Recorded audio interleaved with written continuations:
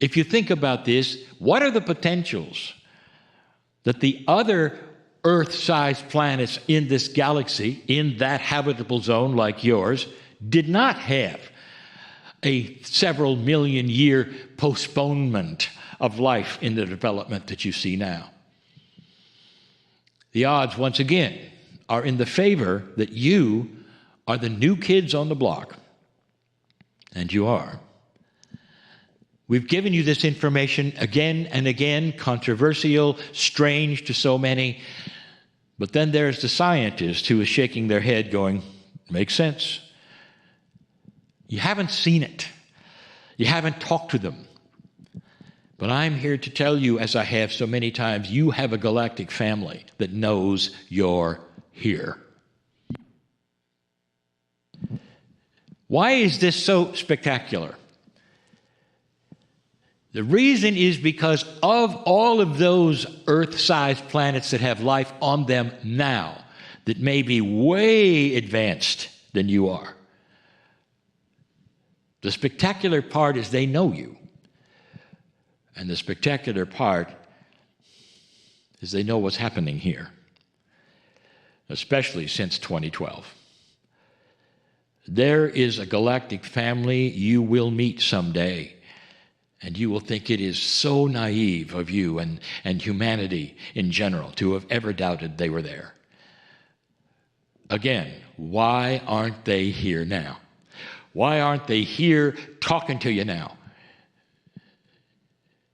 Those same statisticians who would agree that life must be out there may then take a breath and say, well, the statistics aren't near as good because they haven't said hello. They haven't contacted. Maybe they're too far away. That is not the answer. Maybe they don't have a way to contact you because of the distance. That's not the answer. They're waiting for something, dear ones. I have said this before. I want you to follow along with the reality of a scenario I'm going to give you. Let's say tomorrow you will have some kind of spaceship come down and land on the White House lawn in preparation to say hello. What would happen to that craft? Do I have to tell you? It wouldn't make it to the lawn. It would be shot out of the sky before it ever had a chance. Now, what I'm going to tell you is from your galactic family, a message. This planet is still barbaric. This planet has not grown up yet. It's too dangerous for them to come. All of your science fiction movies regarding ETs, it's very interesting. It has them coming to you as a danger. They're going to steal your gold, take your oceans, and kill humanity. Some have even said they're coming to eat us and you.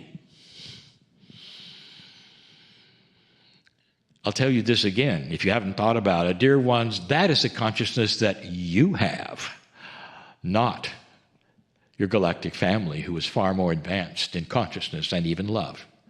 Not all of them, but the majority. You are the dangerous ones. And it's interesting that you put upon yourselves the very stories in your scientific movies and your science fiction reflects your own consciousness of what you expect from the outside. Conquering, harm. When they finally meet you as the galactic advanced family, you will see compassion, love, because they have gone through what you are learning to do right now. So many have gone through a turnaround. They have the same creative force. That creator which created you and your soul created them and their soul. Did you ever think of that? What if you soul share on a regular basis with those from other places in this galaxy? What if you did? And the answer is you do. Did you know that since a soul is absolutely eternal, there's no beginning and no end? Did you understand and realize? Have you ever thought about it? Maybe you've been on the other planets yourself. Maybe you have what we will call galactic past life experience, Wouldn't that be something? Well, it is true. Spectacular, controversial, hard to figure out. How does it work? All of these things, dear ones, will come about in a way that will explain themselves as you go. This galaxy is filled with family, benevolent family.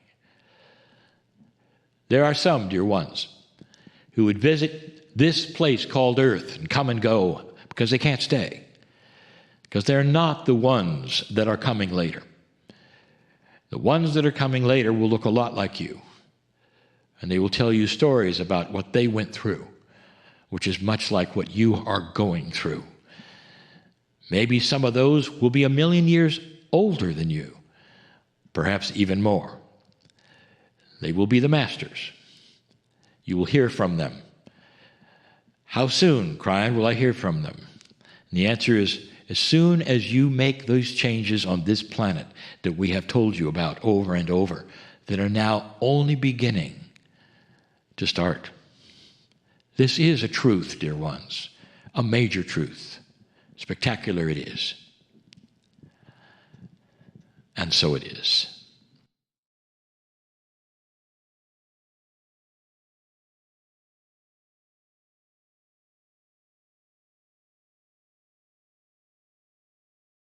And I invite you to place your hands on your heart and together, silently or aloud, say the following intention. I have love and peace in my heart for all humanity. I have love and peace in my heart for all humanity. I have love and peace in my heart for all humanity. And you may gently put your hands down, and I'd like to welcome you all to this next part of our program. We are joined by a very special guest, the name of Tom Moore. And Tom, are you there? I am here. Wonderful. Wonderful. Well, Lee, yes. You actually have known Tom for many years. You want to tell us about that? I really was looking forward to this because I don't know how many of you have heard the term most benevolent outcome. Now, Tom is responsible for a whole lot more than that, but I think of Tom Moore as Mr. Most Benevolent Outcome because it's the subject of his books. You know, his first presentation that I remember, and perhaps at the start of all of this, was our Kryon Alaskan cruise in 2005.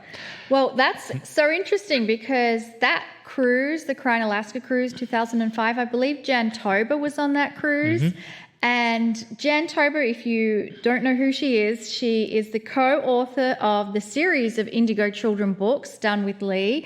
And for years, Jan's been saying most benevolent outcome, and she actually carries cards with that printed on them, most benevolent outcome. Yeah. And that's how I got introduced to the term. So thank you, Jan, for my most benevolent outcome card and for introducing me to this concept, and so grateful that today I actually get to spend time with the man who put all of that together for us. Absolutely. Well, let's just get to it. Tom is an award-winning author, speaker, entertainment industry CEO, and telepath. That's the part that we're bringing now.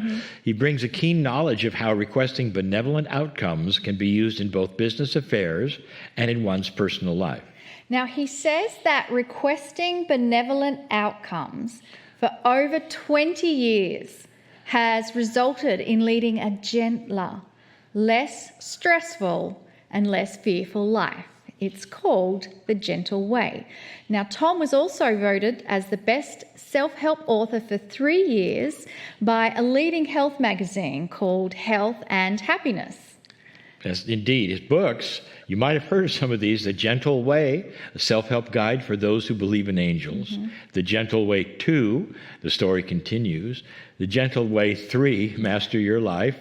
First Contact, Conversations with an E.T., Atlantis and Lemuria and the Lost Continents Revealed. Now, coming up hopefully in this year, Yay. 2021, is going to be the release of his next book, which is called The Gentle Way with Pets. And that is being co-authored with Teresa Austin. So, Tom, I am so delighted you're joining us. And please share with us your journey and all the things that have happened. Oh, wow. Okay. And thanks for having me. I would like to start all the way back. I had been writing articles for the Sedona Journal of Emergence about my experiences in requesting benevolent outcomes. But in July of 2005, my wife and I attended a seminar put on by Dick Suffin in Sedona. And at that time, I was able to connect one of my soul brothers, sisters, whatever, in my soul cluster. And it was an Indian shaman living in the 1600s in the Western U.S. His name was Reveals the Mysteries. And I asked him, why was I doing this? And he said, Tom, you're a shaman living at the same time I am. Your name is Stillwater, and you have decided to incarnate into the 20th century to reintroduce people to the gentle way. And the first time I spoke to him was the time that I got the title for my first book. And then, of course, thanks to you, Lee, my wife and I took that Alaskan cruise in 2005, and you were gracious enough to invite me to do a presentation about the gentle way. And that was the very first time I ever spoke to a group of people about requesting most benevolent outcomes. Thanks, Tom. I was totally unaware that I was really that involved in your beginning, but evidently I was. So what's happened since then? I know that there's a lot to tell, but I want to know a little bit of how then most benevolent outcome arrived from that. Sure. Most benevolent outcomes actually dates back, I was to find out, in asking some of those 30,000 questions that I've asked in a meditative state since 2005. And it dates all the way back to a life I had in the Atlantean period, about 12,700 years ago. And I had 1 million people requesting benevolent outcomes. And as things were getting worse, I immigrated from Atlantis to Egypt with about 25,000 of my followers. And so that was really the beginning. It dates back that far. I thought it might date back several hundred years from what I was told from Reveals the Mysteries, but it wasn't. It was a lot farther than that. So basically, this is the most simple thing. It's a gift to humanity, okay?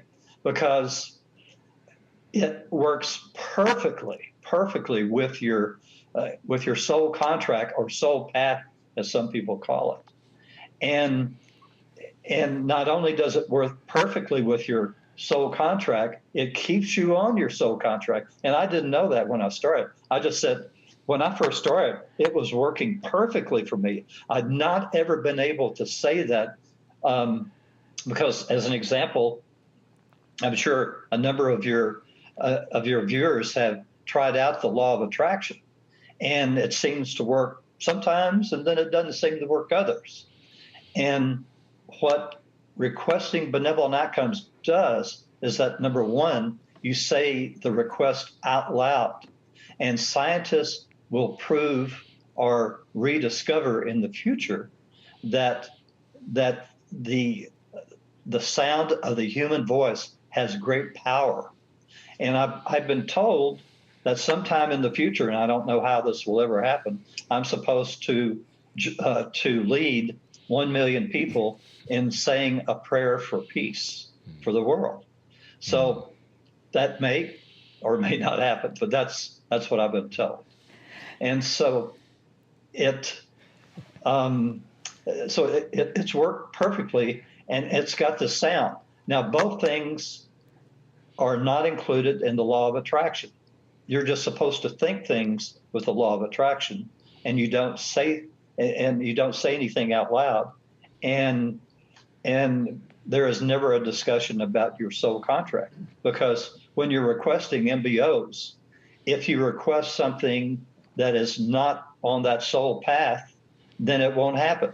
Or maybe you request something, and because you're releasing it, then you'll get something better down the way. Maybe somebody requests, I request the most benevolent outcome for this person as my mate, and it doesn't happen.